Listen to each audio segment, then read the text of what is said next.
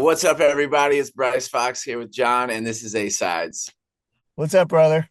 How we doing? Welcome back to New York. Thank you. Yeah, I love this city, and yeah, it's a little cold today, but I'm hoping it heats up. I'll tell you, man, it is a little cold, but the way it's been, it's kind of warm for us. That's what I've been hearing, honestly, and like honestly, I love the cold. I'm a seasons guy, so Yeah, I think it makes you feel alive. So I feel alive right now. yeah. Well, I've been feeling alive in New York. We've been feeling alive for a while. It's been pretty shitty. So you're with Awolnation tonight. You're gonna be at Irving Plaza. Whenever people watch this, they're gonna be like, it's not tonight. Um, but how's the tour going? I can't think of like a better pairing, by the way, for a tour. Like you guys really gel really well. I mean, people are seeing a really good double header. So talk to me about how that came about. Well, I appreciate that. And yeah, this tour's been amazing. It's been really awesome. You know, every show will have like a few Bryce fans, but obviously majority AWOL fans. And every tour I try to get to the merch booth and say hi to people afterwards. And you know, every show I have multiple AWOL fans come. I have never heard of you before. Like, this is so awesome. Like, you got a new fan, and they'll buy merch and stuff. And it's been a really awesome opportunity for me to kind of get my music out to new people and doing it in a live setting. And I'm just very thankful to be here. And I mean, songs itself, I mean, there's just so many moving parts. Again, comparison, right? And everything's subjective, but between AWOL and you, I mean, there's just so many moving parts in crafting a song and like break it down for me a little bit, song to song for you and your record and the difference between the studio and playing them live. Yeah, so this tour I have about a 30-minute set. So, I try to play some of the oldies, some of the old Bryce Fox songs. Right. Uh, and I think I play around three or four new ones from Yeah. the Butterfly and the Bomb LP that I have out right now. Um, and I would say, like, the recorded versions are very, like, they're very produced. They're very, there are live instruments obviously in the records themselves, but they're very perfect.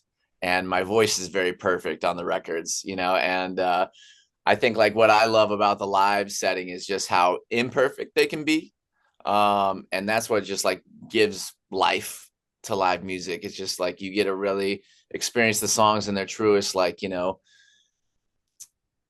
imperfect form. And I just love that about it. Like, a real guitar, real bass, real drums, even though the songs have those elements, but it's just the energy is so much different when you're doing it live, and I really love it. And when you're putting a song together, are you the guy that's voice memoing stuff to yourself or like what's the I mean, I don't remember literally what happened like 2 minutes ago. Like I'm just my mind is so fried. I don't know if it's having kids, I don't know if it's just getting older or what it is. But are you the voice memo guy? Are you like what's your I don't want to say process. That sounds like such a horrible cliched question, but what's your preparation? There we go. We'll go with that. For sure, for sure. Yeah, I am a voice memo guy. I think I have probably like 5,000 voice memos in my phone right now.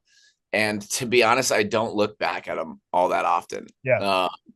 which is so weird. I think I used to a lot more, but I really like making songs in the moment, and just like whoever my collaborators are, I don't like to steer a session too far one way or the other. I like to kind of just sit down, talk, see kind of like where their heads at, where they're feeling, like what they're feeling. Right. And then I do the same.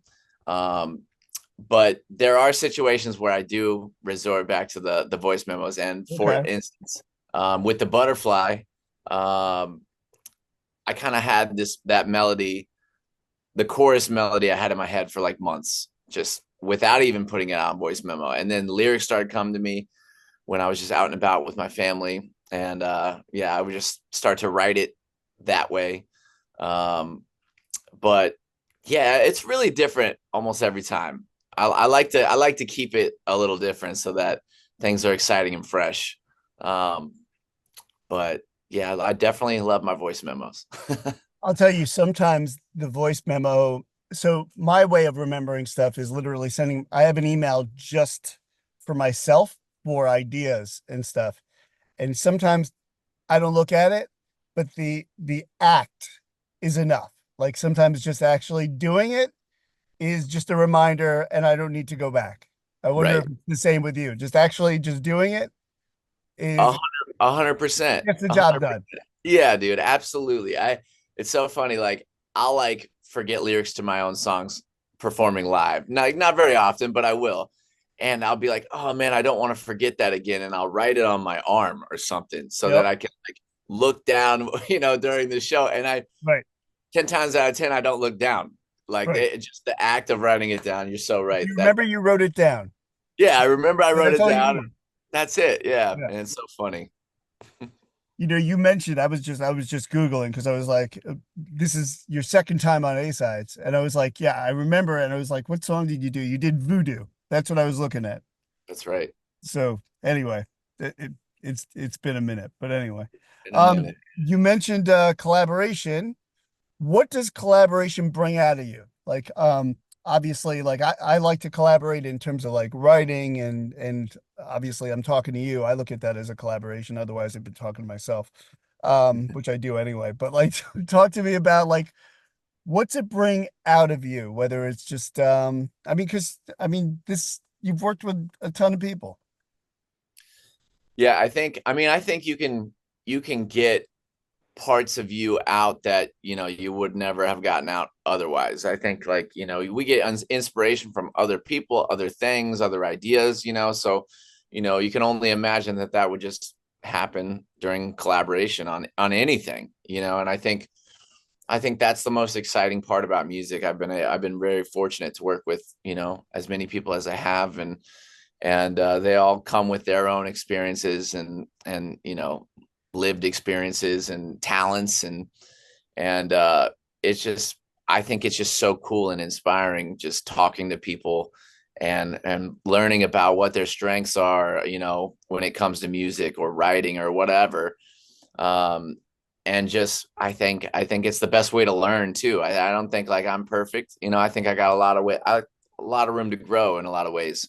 And I think the only way to really get there is to put yourself in situations where you're with other talented people and you're learning from them and you're able to benefit as much as they're able to benefit off of collaboration. I think when things start feeling really mutual, it feels really good and really fulfilling and makes you feel like you're making really good music. Have you always been this way? Like, however long your memory can go back, like as a kid, like were you always like kind of messing around with like instruments? Were you always kind of like making music with other people? Like how far back did that go? Yeah, I mean, I think it went back to kind of like high school, junior high, high school. I played tenor saxophone in jazz band Okay. and kind of learned about, playing, written music and just kind of fell in love with that. Started kind of recording myself doing that. And then it was like, oh, it'd be cool if I had a singer. And so I was like, kind of started messing around with my own voice and learning how to record myself. Um, and yeah, kind of took off from there. I was in, some like hip hop duo in high school where we kind of made fun of friends and just kind of joked around, and then it turned into a more serious thing. And then, college came around and was in like some cover bands and was like, oh, this is great playing cover music, but I really love to play my own stuff. And, one thing led to another and went out to LA and kind of learned how to become an artist. But yeah, so always, yeah, been making music with other people since I can remember. Nice. All right, let's zoom back to the present so I can bookend the interview a little bit. So you're with AWOL now. You're touring for, you said before I hit record, you said next month, right? Or so? Yeah. Um, and then what? Like we kind of hit summertime, which is like festival season and all that. What's your summer look like?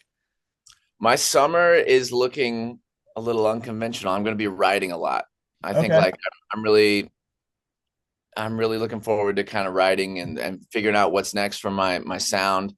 Um, Touring has been super inspiring for me, kind of feeling what works and what doesn't, on stage, and it just makes me excited to get back out on stage. But I think I just want to write more stuff and get some more material together that I can get excited about getting back on stage. cool. Any pinch me moments? I mean, you've had like a lot of placements, of your music in a whole bunch of like eclectic areas. Any like pinch me moments, whether it's that or performing or um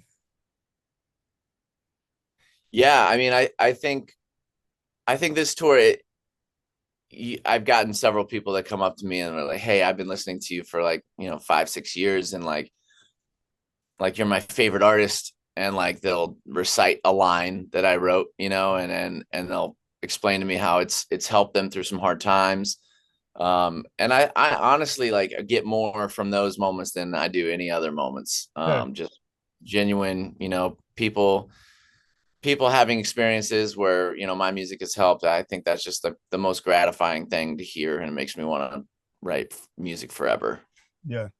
Yeah, What I personally like is that there's no I'm always a fan of artists that just don't sound the same song to song. So I like that you kind of go in all different directions.